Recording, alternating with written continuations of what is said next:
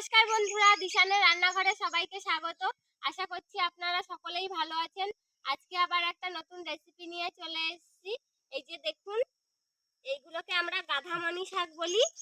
এই যে এই শাকগুলো এক এক জায়গায় ঝাড় শুদ্ধ হয়, অনেক হয়েছে। এই যে এখানে দেখুন বাগানের মধ্যে অনেক হয়েছে।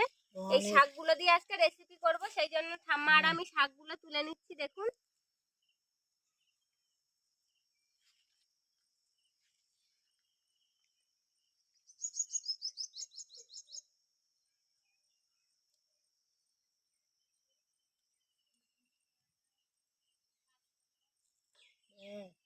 আমরা এই নেওয়া শাক বলি এতে এইগুলো গাঁদামণি শাকও বলে, নেওয়া শাকও বলে। আপনারা যদি আরো অন্যরকম নামে চেনেন তাহলে কমেন্টে জানাবেন আর কি নাম আছে। আমরা অন্য অন্য শাক এর সাথে না দিলে ভালো লাগে না।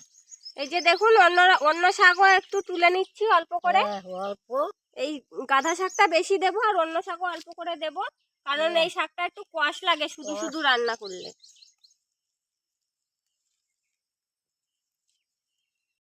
দেখুন, শাকগুলো তুলে নিয়েছি, চলুন তাহলে এবার রেসিপিটা শুরু করা যাক।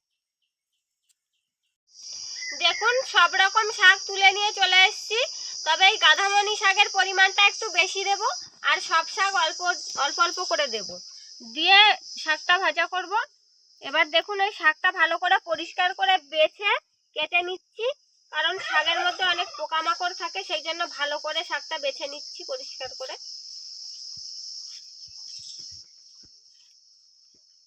ভালো করে বাছবে ঠাম্মা, তুমি বেছে বেছে দাও আর আমি কেটে দিই।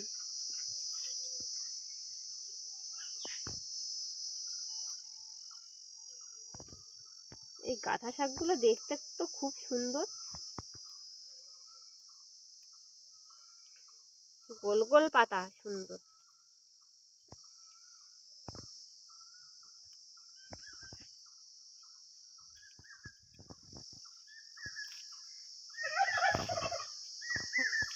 পাতাগুলো আবার একটু বালি বালি। শাকগুলো কেটে ভালো করে পরিষ্কার করে ধুয়ে নিয়ে এসেছি। উনুনটা জ্বালিয়ে কড়াই বসিয়ে দিয়েছি, তেল দিয়ে দেব। গোটা শুকনো লঙ্কা মাঝখান থেকে কেটে তেলের মধ্যে দিয়ে দেবো। লঙ্কাগুলো একটু লালচে করে ভেজে নিয়েছি। এবার এর মধ্যে পেঁয়াজ কুচি আর রসুন কুচি দিয়ে দেবো। পেঁয়াজ রসুন ভেজে নিয়েছি, এবার এর মধ্যে কেটে রাখা চিংড়ি মাছ দিয়ে দেবো। পুকুরের চিংড়ি মাছ, দেখুন পুকুর থেকে ধরা। চিংড়ি মাছের মধ্যে একটু লবণ আর হলুদ দিয়ে ভেজে নেব।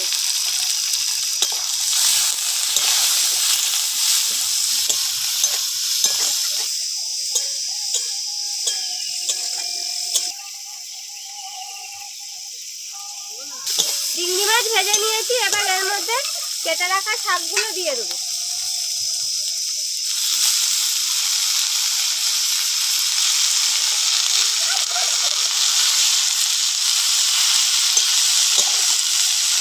একটু উল্টে পাল্টে দিচ্ছি, কারণ তলার দিকে চিংড়ি মাছগুলো থাকলে পুড়ে যাবে।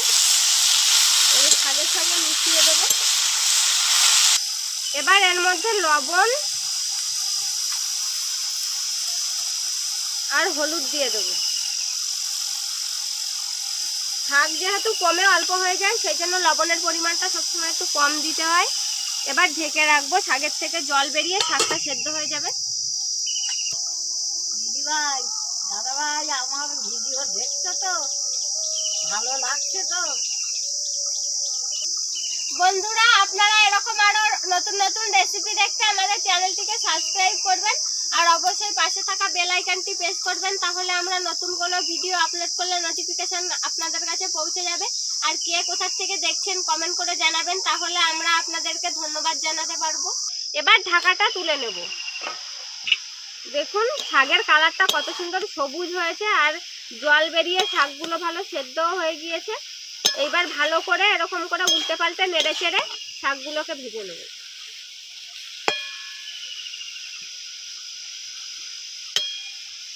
দেখুন বন্ধুরা, প্রতিদিন ঝড় বৃষ্টি হয়ে চারিদিকে রান্নার জায়গার অবস্থাটা দেখুন, পুরো কাদা কাদা হয়ে গিয়েছে। আপনাদের ওদিকেও কি এরকম কালবৈশাখী হচ্ছে? কমেন্টে জানাবেন। এত ঝড় বৃষ্টি হচ্ছে, তার মধ্যে থেকেও প্রচুর গরম পড়েছে। আমাদের রান্নার জায়গাটার অবস্থা খুব খারাপ হয়ে গিয়েছে ঝড় বৃষ্টি হয়ে হয়ে।